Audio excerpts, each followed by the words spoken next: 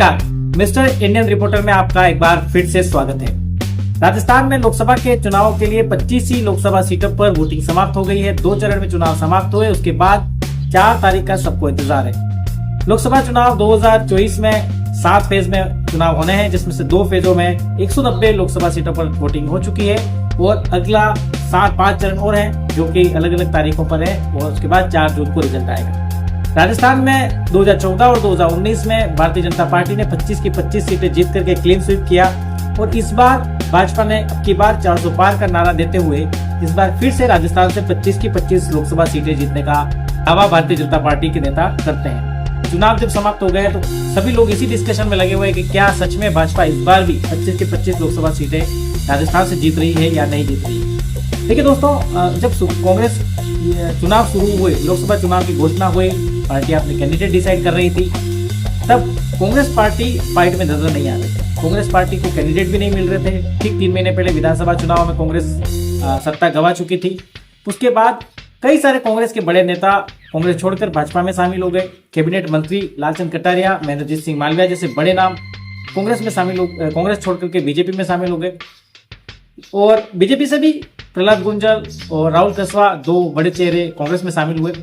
कांग्रेस ने अपने टिकटों के ऐलान के जब करना चाहती थी, तब कांग्रेस क्या राजस्थान का कोई बड़ा नेता, सचिन पायलट, अशोक गहलोत, गोविंद डोटासरा, बड़े बड़े जो नाम थे, वो कोई चुनाव लड़ने में इंटरेस्टेड नजर नहीं आए। किसी ने चुनाव लड़ने की कोशिश नहीं की। लेकिन कांग्रेस पार्टी ने नए चेहरों को मौका दिया। टिकटों के ऐलान के साथ जिस प्रकार से कांग्रेस ने अच्छी रणनीति के साथ चुनाव लड़ा और गठबंधन इंडिया ने किया और 3 सीटें राजस्थान की सीकर सीपीएम के लिए, नागौर आरएलपी के लिए और बांसवाड़ा डूंगरपुर बीएपी के लिए कांग्रेस ने छोड़ी और गठबंधन करके राजस्थान में चुनाव लड़ा।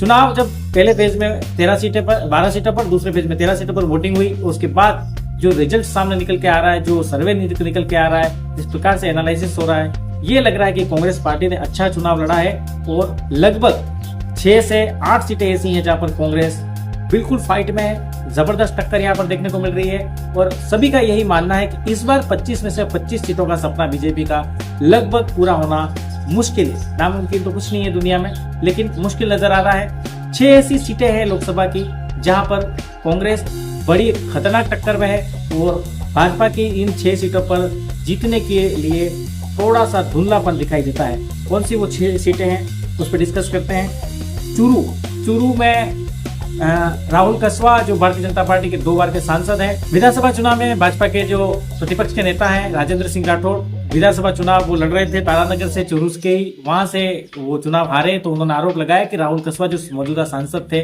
उन्होंने भितरघात किया है। और फिर जब लोकसभा टिकट का ऐलान हुआ तो राहुल कसवा का टिकट भारतीय जनता पार्टी ने काट करके वहां से दूसरे कैंडिडेट को लड़ाया, तो राहुल कसवा नाराज होकर के कांग्रेस में शामिल हो गए। कांग्रेस पार्टी ने राहुल कसवा को अपना कैंडिडेट बना दिया।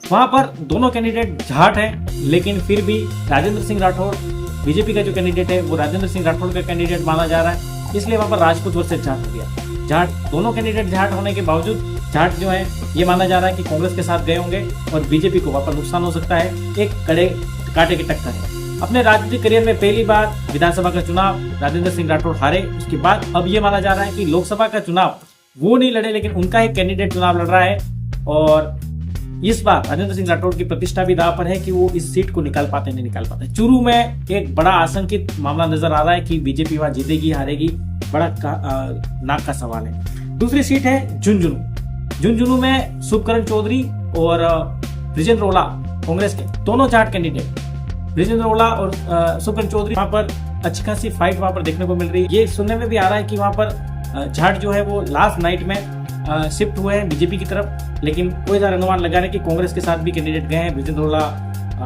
जो वहाँ की झुंझुनू की जो मौजूदा सांसद थी संतोष अहलावत, उनका एक विवादित बयान आया था सामने। इसके बाद थोड़ा समीकरण बदला है और कांग्रेस वहां मजबूत स्थिति में है। सवाई माधोपुर, करौली, धौलपुर, ये कहा जा रहा है कि मीणाओं का साथ बीजेपी को उतना नहीं मिल रहा जितना किरोड़ी लाल मीणा का प्रभाव से उन्हें मिलना चाहिए था। विधानसभा चुनाव में भी आशा मीणा ने चुनाव लड़ा, वोट पोलराइज हुआ था, डिवाइड हुआ था। मीणा वर्सेज गुज्जर की जो लड़ाई है उसमें कांग्रेस के साथ कैंडिडेट जाते नजर आ रहे हैं, तो ये माना जा रहा है कि वहां पर मीणा वर्सेज गुज्जर कैंडिडेट है। ऐसे में मीणा के जो वोट है वो कांग्रेस को भी मिल रहे हैं। तो सवाई माधोपुर में भी लड़ाई जो है वो बड़ी दिलचस्प बनी हुई है, वहां पर भी कांटे की टक्कर मानी जा रही है। ये बड़ी जोरदार फंसी हुई सीट और मंत्री किरोड़ीलाल मीणा के साख का सवाल कि बीजेपी को वहां से जिता कर लाते हैं या नहीं लाते। वो बाड़मेर जैसलमेर में आपको मालूम है त्रिकोणीय मुकाबला चल रहा है। रविंद्र सिंह भाटी कांग्रेस के उम्मीदवार राम बेनीवाल और बीजेपी के मंत्री कैलाश चौधरी, तीनों के बीच बड़ा सियासी टक्कर है। अंतिम समय में हनुमान बेनीवाल के जो कुछ समर्थक कैलाश चौधरी के साथ आ गए। माना जा रहा है कि वहाँ कैलाश चौधरी मजबूत हो गए। कई सारे लोगों का यह मानना है कि रविंद्र सिंह भाटी और कैलाश चौधरी दोनों बीजेपी के ही विचारधारा के दो कैंडिडेट हैं। तो जो बीजेपी का प्रो वोटर है, बीजेपी का कोर वोटर है, उसमें सेंधमारी होगी, डिवाइडेशन होगा और इसका फायदा जो है वो कांग्रेस को मिल सकता है। लेकिन कई सारे समीकरण बन रहे हैं। कांग्रेस से अमीन खान जो विधायक हैं, सीव से पूर्व विधायक थे, उन पे आरोप है कि उन्होंने रविंद्र सिंह भाटी को समर्थन किया है। मुसलमान जो है वो रविंद्र सिंह भाटी के साथ जुड़ रहा है। तो ऐसे में वहां पर दिलचस्प हो जाता है मुकाबला। और ये तो पक्का मान के चलिए कि रविंद्र सिंह भाटी या तो वहां से चुनाव जीतेंगे या फिर वो सेकंड पोजीशन पर रहेंगे और जीत हार का अंतर बहुत कम रहेगा। तीसरे नंबर पर या तो कांग्रेस या बीजेपी का कैंडिडेट जाएगा, इसकी पूरी संभावना है। तो वहां पर भी बीजेपी जीत को लेकर श्योर शॉट नहीं है कि बीजेपी बाड़मेर की सीट निकाल रही है। एक महत्वपूर्ण सीट है दक्षिणी राजस्थान की डूंगरपुर बांसवाड़ा। कांग्रेस पार्टी ने हालांकि बीजेपी के साथ गठबंधन नहीं किया, लेकिन कांग्रेस छोड़ करके भाजपा में शामिल हुए मेवाड़ वागड़ के दिग्गज नेता महेंद्रजीत सिंह मालविया, वो बीजेपी के प्रत्याशी हैं। तो कांग्रेस पार्टी ने उन्हें सबक सिखाने के लिए और एक सीट मोदी कम से कम ना जीते, इसके लिए उन्होंने बीजेपी के लिए सीट छोड़ दी। वहां पर भी मुकाबला बड़ा कड़ा टक्कर का देखा जा रहा है। राजकुमार राउत आदिवासियों के बड़े लोकप्रिय नेता, यूथ आइकॉन और विधानसभा से 2 बार विधायक, 84 से बड़ी जीत राजस्थान में उन्होंने दर्ज की। और उन्हें जब कैंडिडेट बनाया तो आदिवासी वोट जो है वो एक साथ बीजेपी के साथ आ गए हैं। युवा खास करके बीजेपी के साथ जुड़े हैं। उन्हें लगता है कि आदिवासियों का समर्थन करने वाली भारतीय आदिवासी पार्टी ही उनका भला कर सकती है। अब उन्हें लगता है कि ये कर सकते हैं, इसलिए बीजेपी के साथ वोट कंसोलिडेट होगा। और महेंद्रजीत सिंह मालविया वहां से चुनाव जो लड़े हैं उनको लेकर के बड़ा जबरदस्त सस्पेंस बना हुआ है कि कौन वहां पर बाजी मारेगा। ये बड़ा 6 ऐसी सीटें जहां पर बीजेपी अपनी जीत को लेकर के थोड़ा सा धुंधलापन बीजेपी को नजर आता है। इसके अलावा 4 ऐसी सीटें हैं जहां पर टफ फाइट है। प्रोबेबिलिटी है कि बीजेपी चुनाव जीत सकती है, लेकिन टफ कोटा जहां से बीजेपी के विधायक प्रहलाद गुंजल कांग्रेस में शामिल हो गए और लोकसभा स्पीकर ओम बिरला वहां से सांसद हैं और दूसरी बार भी प्रत्याशी हैं।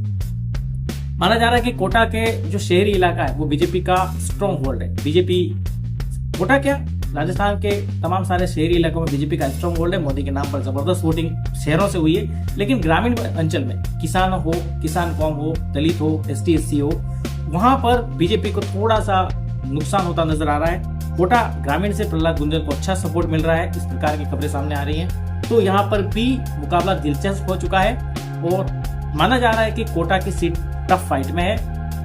संभावना है कि ओम बिरला चुनाव निकाल लेंगे। बड़े नेता हैं, लोकसभा स्पीकर हैं, उनकी साख दांव पर है। अगर वो चुनाव हारते हैं तो बड़ी इज्जत का सवाल है। एक जोधपुर केंद्रीय मंत्री गजेंद्र सिंह शेखावत, पिछली बार अशोक गहलोत के बेटे वैभव गहलोत वहां से चुनाव लड़े थे, लेकिन उस समय RLP के हनुमान बेनीवाल बीजेपी के साथ थे। जाट वोटों को ट्रांसफर बीजेपी को कराने में कामयाब रहे। जोधपुर के अंदर दौड़ दौड़ के अशोक गहलोत की बुराई हनुमान बेनीवाल हर सभा में करते नजर आते थे और उन्होंने पूरा जोर लगाया और उसकी वजह से वैभव गहलोत चुनाव वहां से अपने जोधपुर के गृह क्षेत्र से चुनाव हार गए और गजेंद्र सिंह शेखावत 5 साल चुनाव लड़े। वो खुन्नस 5 साल तक गहलोत साहब कैसे पालते रहे, किस प्रकार के आरोप लगाए, संजीवनी घोटाले नाम आए, खैर वो अलग बात है। तो जोधपुर का मुकाबला इस बार कांग्रेस कैंडिडेट अच्छा लड़ा है, जबरदस्त फाइट वहां पर देखने को मिल रही है। लेकिन कह रहे हैं कि एज थोड़ा बीजेपी को है, लेकिन फिर भी सस्पेंस वाली सीट है, रोमांचक मुकाबला। झालोर, पूर्व मुख्यमंत्री अशोक गहलोत अपने बेटे वैभव गहलोत को चुनाव जिताने के लिए झालोर शिफ्ट करा गए। झालोर शिफ्ट होने से पहले वैभव गहलोत के लिए कई सारे सर्वे, कई सारी तहकीकात पड़ताल, ये कहा गया कि संयम अरोड़ा सिरोही से निर्दलीय विधायक थे, तो उन्होंने कहा कि आप झालोर से लड़ाइए, जीता लाएंगे। अशोक गहलोत पूरे चुनाव में पूरे राजस्थान को छोड़कर के केवल झालोर लोकसभा सीट में अपने सारे संसाधनों के साथ, अपने सारी ताम झाम, अपनी पूरी फोर्स के साथ वहां पर जुट गए। उनकी बहू खेतों में गेहूं काटती नजर आई। अशोक गहलोत की बहू वैभव गहलोत जी की पत्नी प्रचार करती नजर आई, अपनी जाति के वोटों को लुभाती नजर आई। ये तक कहा कि मालियों को कहाँ मौका मिल रहा है। अशोक गहलोत जी की बात अगर वैभव जी नहीं जीते तो मालियों का क्या प्रतिनिधित्व रह जाएगा। कई सारे बयान ट्रैक्टर चलाते नजर आए, पूरा परिवार वहां लगा हुआ है। और झालोर में एक तरफ वैभव गहलोत, अशोक गहलोत जी के मुख्यमंत्री के बेटे, दूसरी तरफ लुम्बाराम चौधरी एक साधारण कार्यकर्ता, भारतीय जनता पार्टी का बुजुर्ग है, हेल्थ डिफरेंस भी है और वोट जो रोचक चुनाव बड़ा रोचक बना हुआ है सिरोही जालोर से। सीटें राजस्थान में टफ 6 सीटें, 4 सीटों पर अच्छी खासी फाइट। क्या परिणाम होंगे 4 तारीख को मालूम चलेगा। एक एनालिसिस है, हो सकता है गलत हो, सही भी हो सकता है, अनुमान है। कई सारे रिपोर्ट्स के आधार पर, सर्वे के आधार पर लोगों से बातचीत करके थोड़ी राजनीतिक समझ अपनी लगा के एक अच्छा एनालिसिस करके आपको दिखाने की कोशिश करते हैं। राजस्थान से देश भर से जुड़ी तमाम सारी राजनीतिक एनालिसिस वीडियो, तमाम सारे विधायक सांसदों के इंटरव्यूज हम करने की कोशिश करेंगे, बात करने की कोशिश करेंगे। इस प्रकार की खबरें अगर आप देखना चाहते हैं तो हमारे चैनल को आज ही सब्सक्राइब कीजिए और जुड़ जाइए हमारे साथ। तो देखते रहिए हमारा चैनल, आपका दिन शुभ हो। ध्यान रखें अपना। जय हिंद, जय भारत।